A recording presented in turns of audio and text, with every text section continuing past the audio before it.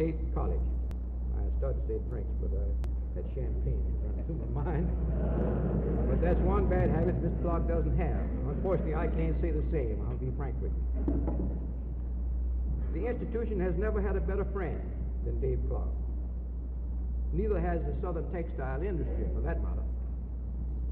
Sometimes I almost think of State College as a David Clark institution. Considering his great interest and the fact that he had several brothers, not to mention numerous nephews, to graduate at State College, one finds it difficult to disassociate it from his name. Then there are other sentimental reasons for my affection for this fine institution. I have in mind the many graduates of the Textile School who were employed over the years by the properties with which I was connected. Their names are too numerous to mention. They are all good men, and I can say that's true without exception. And many of them hold top positions in the industry. Now turning again for a moment to Bob Dalton.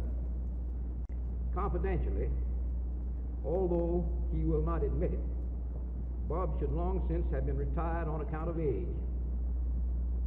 However, like old man Rubber, he just keeps rolling along. Then I hope I may be pardoned for referring to three of Mr. Dalton's sons, my nephews, Bobby, Rufus, and Harry Dalton, who have graduated from State College in the past few years. These boys are undoubtedly well known to most of you, and I am happy I can report that they have gotten off to a good start in their chosen field of work. I do not wish to make too many personal references, but I would like to tell you a little about the industry as it was in 1896, when I took my first job during school vacation. It is difficult for you young men to understand the conditions which existed in those days, but perhaps a few facts will give you this interesting story of the development of a very great industry. 1890, 13 hours a day from Mondays through Fridays, and 7 hours on Saturdays. We had a little time off Saturday afternoon to stand around the streets. By way of comparison, the standard work week today is 40 hours. In the matter of wages, now I want you to listen to this closely, and I'm giving you facts. In the matter of wages, the contrast is even more startling. In 1896, sweepers received the magnificent pay of 20 cents a day. I started out as a sweeper, gentlemen. I found it a little difficult even then to live on 20 cents a day. That compares to a present wage of $1 an hour, or $8 a day. Dorfers in those days, and I finally rose to the high position of head dorfer while I was still working in the mills. Dorfers in those days were paid 35 cents a day, and a head dorfer got 40 cents. They don't have those now, I believe, head dorfers. And today they receive approximately $1.21 an hour, or nearly $10 a day. Spinners made only 30 cents a day, and today they receive $1.10 an hour, or nearly $9 a day. The loom fixer of 1896 made the magnificent sum of 75 cents a day. They now make around $1. State College. I started to say drinks, but that champagne is running through my mind. But that's one bad habit Mr. Clark doesn't have. Unfortunately, I can't say the same. I'll be frank with you. The institution has never had a better friend than Dave Clark. Neither has the Southern textile industry, for that matter. Sometimes I almost think of State College as a David Clark institution. Considering his great interest and the fact that he had several brothers, not to mention numerous nephews, to graduate at State College, one finds it difficult to disassociate it from his name. Then there are other sentimental reasons for my affection for this fine institution.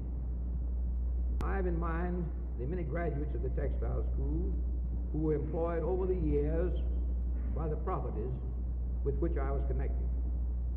Their names are too numerous to mention.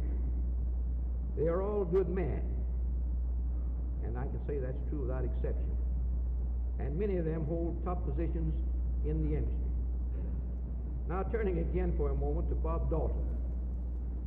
Confidentially, although he will not admit it, Bob should long since have been retired on account of age.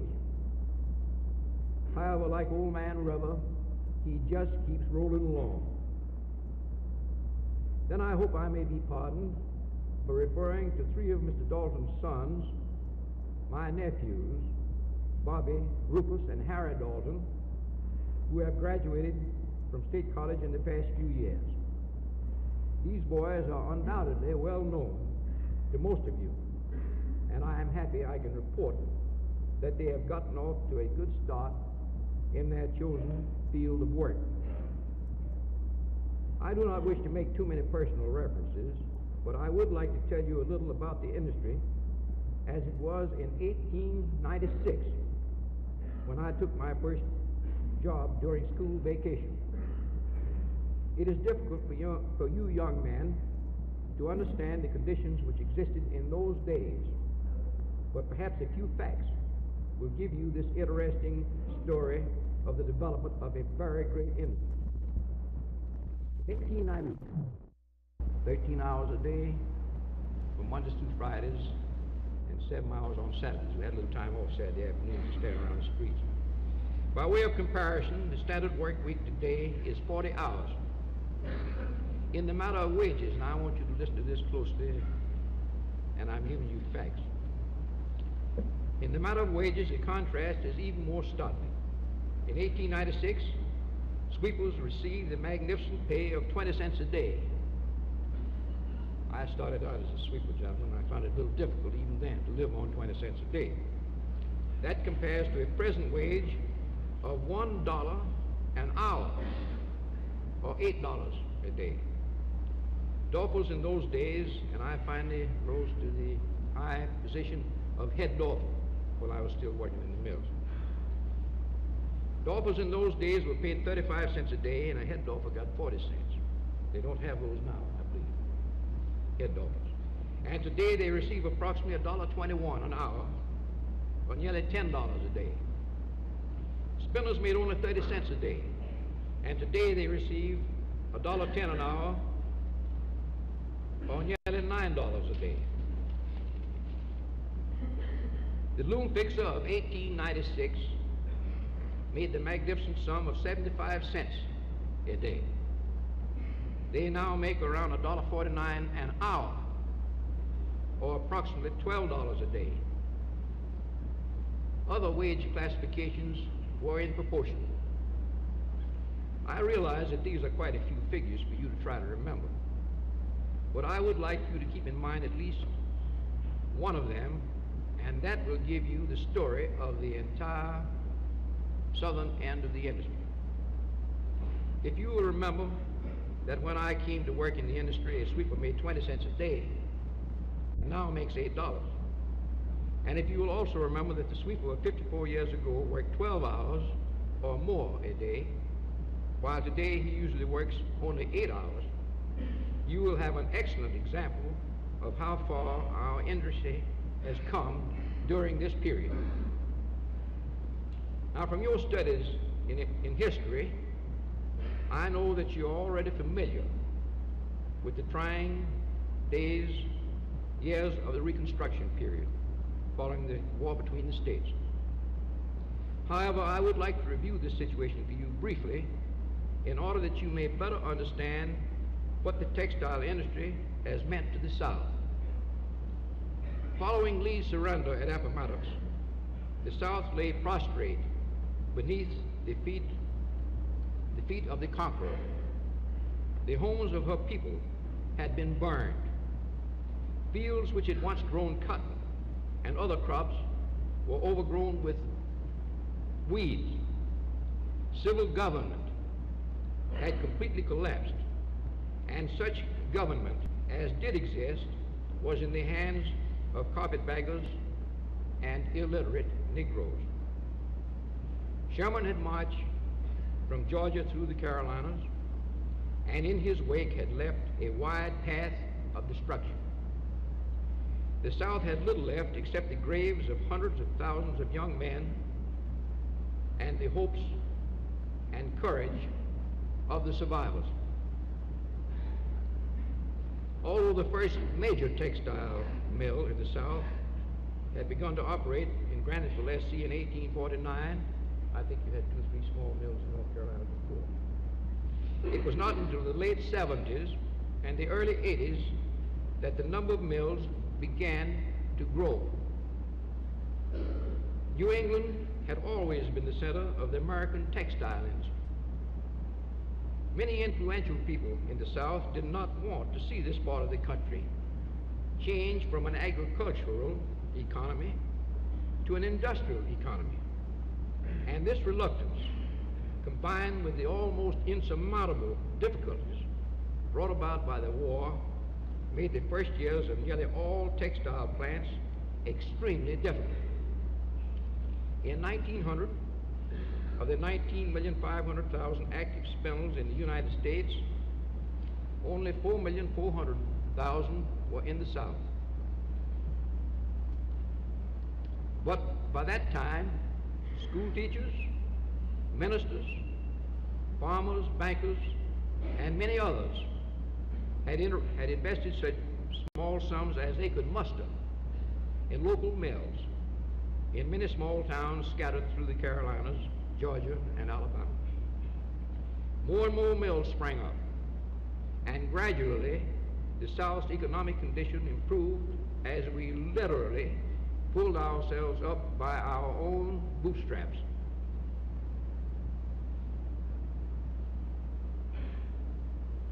During the 25 years following the turn of the century, the Southern textile industry was to witness such tremendous growth that in the year 1925, there were 17,292,000 spindles active in the South, as compared with 15,975,000 active in New England. The year 1925 marked the turning point, because it was at that time that the South spindles first exceeded those in New England. I need not tell you what the situation is today. You know that the major portion of the textile industry is now in the four southern states of Alabama, Georgia, North Carolina, and South Carolina. You know that mills which once manufactured nothing but coarse goods in this part of the country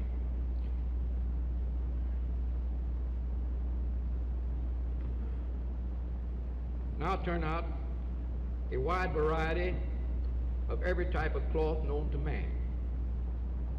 It is a particular interest to me personally to remember that the first southern mill which produced really fine goods, I have reference to fine lawns, was the Hoskins plant at Charlotte, with which I was connected for so many years.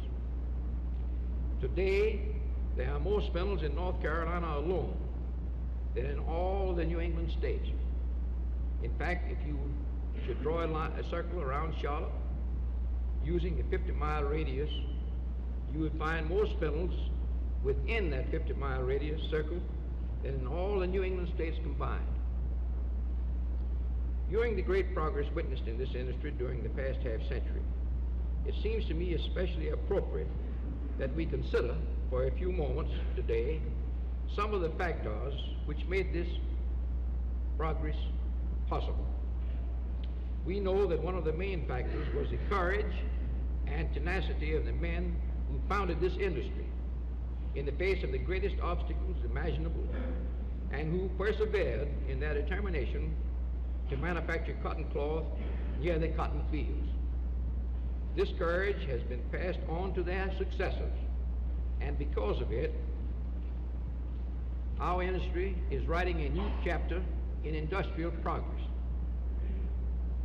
We know, too, that this progress could not have been made had it not been for the high quality and the great degree of loyalty of the thousands of men and women that came down from the slopes of the Blue Ridge Mountains to man the looms and the spinning frames of what was later to become a great industry.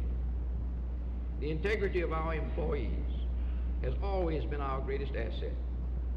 The fact that here in the South, the president of the mill, the loom fixer, the spinner, and the sweeper all came from the same stock, spoke the same language, and worshiped the same God has meant that we have had far more harmonious employee relations than having industries anywhere else in the country.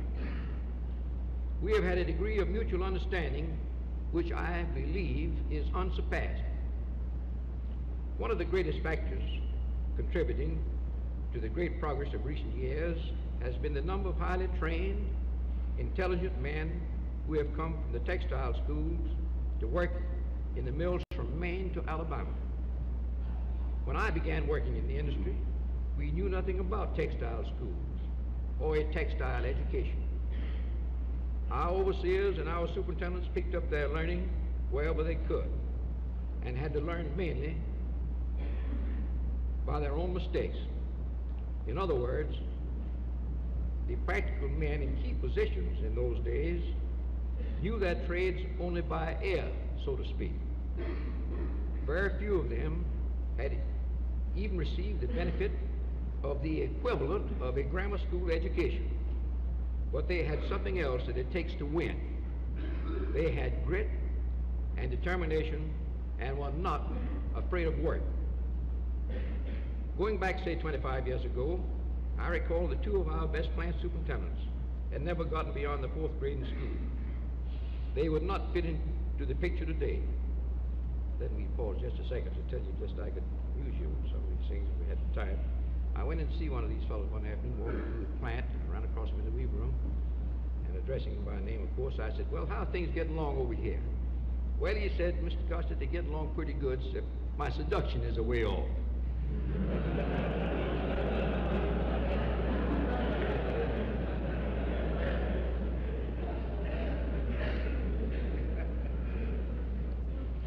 These men knew how to turn out a maximum production, not seduction, of high quality at a minimum cost. This is what counted most at that time. This type of superintendent is now practically extinct, but we should never fail to give him full credit for his accomplishments. Today, such positions are usually filled by men with splendid technical backgrounds from our textiles. They too will have to learn by their mistakes. But because of the thorough training they receive, they can advance through their own ability and proficiency over the stepping stones which each day are being laid by other technicians already holding positions in the industry. It seems to me that all the points mentioned as contributing to the progress of our industry make up a splendid example of what we call, for lack of a better word, the free enterprise system. The men who built this industry did not build it by holding out their upturned palms to Washington and Raleigh. They did not build it by running to their senators to ask for grants in aid. You must remember that in the years following 1865, the South had no Marshall Plan, and there was no benevolent conqueror to gladly and cheerfully pay the costs of the vantage. I carry no brief for the horse and buggy days. I have told you with pride of the progress of our industry since 1896. I do say, however, that this progress was made by individual men who believe, like Thomas Jefferson, that that government governs best which governs least. Today in America, we are beset by medicine men and snake charmers who tell us on every hand that the government will provide all of our needs. They tell us what the government should give us in the way of free medical advice and services, of what it should do for us in our old age, and of what the American government should do for the people of all the nations of the world. Our leaders have scrupulously refrained from telling us that the government cannot spend a dollar without first collecting it in taxes. It is true we now have a national debt of nearly $260 billion.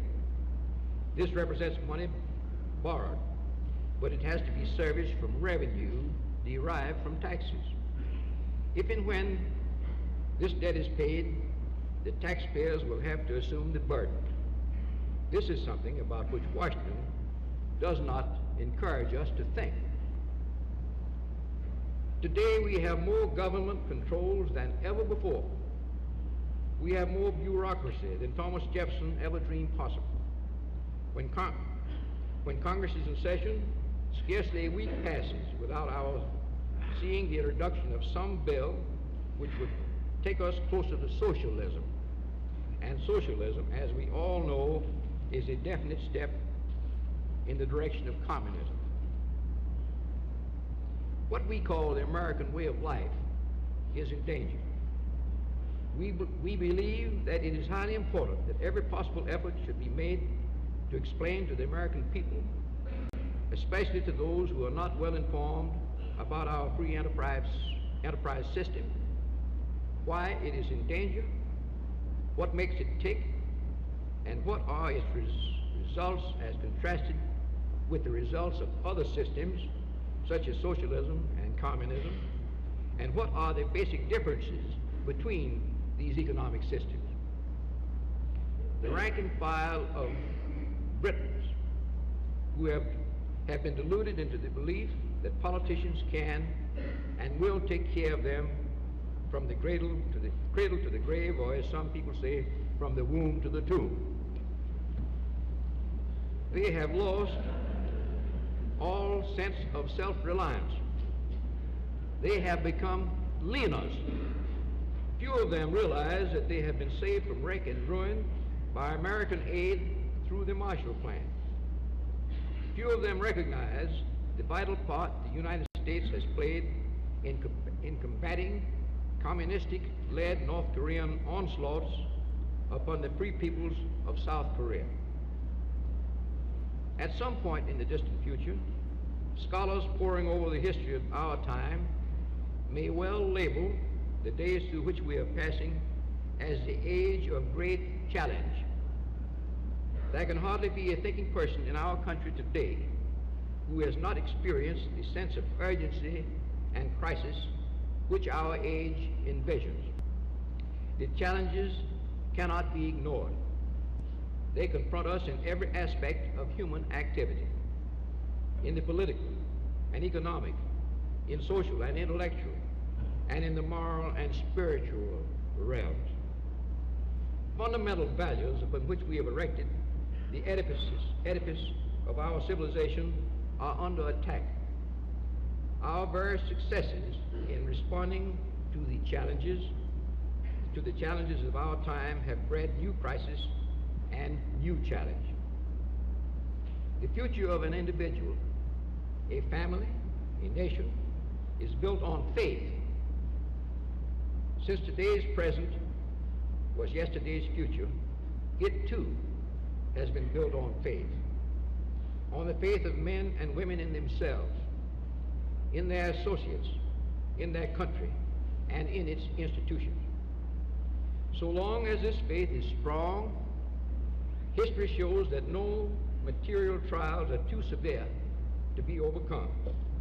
It is only when faith weakens that people lose the ability to master their circumstances. The basis of all faith is faith in oneself. Belief in Santa Claus is not faith, but wishful thinking.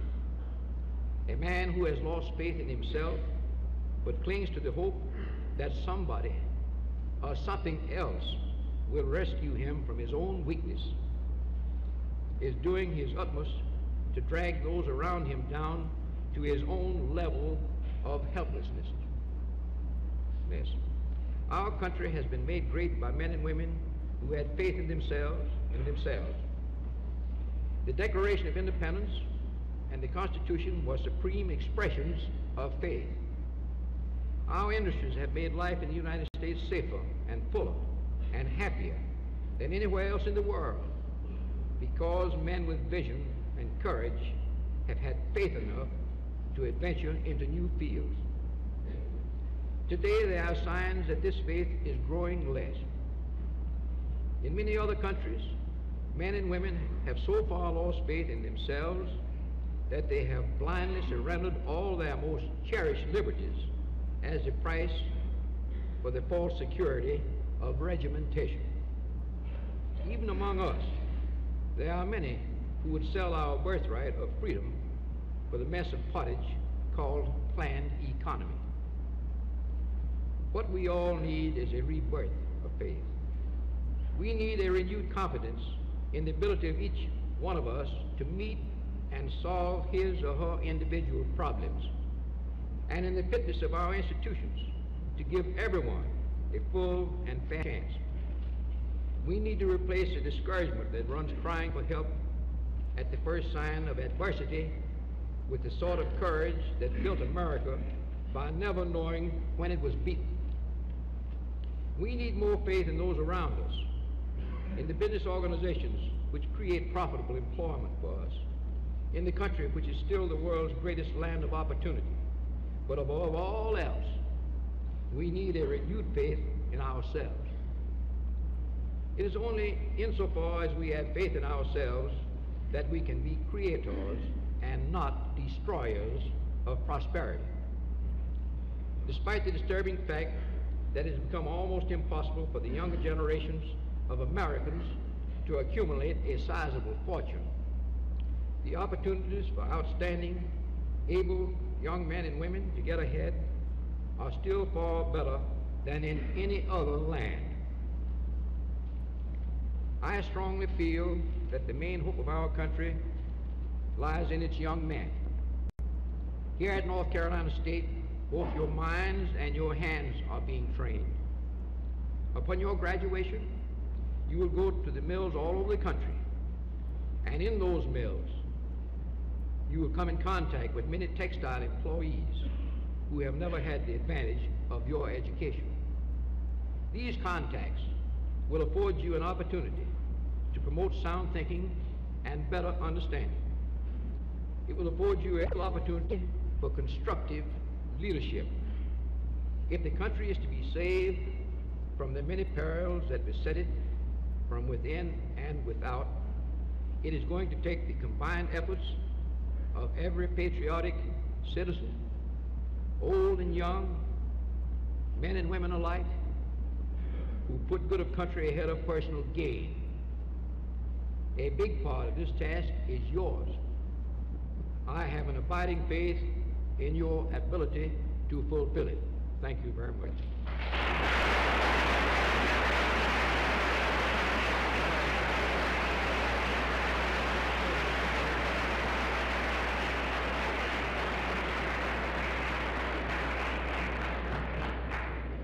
I want to thank Dr. Gossett for his most interesting sketch of the history of cotton textiles in this area, for his very timely warning about the American way of life, which we need to hear over and over again, and for unscrewing the unscrewed.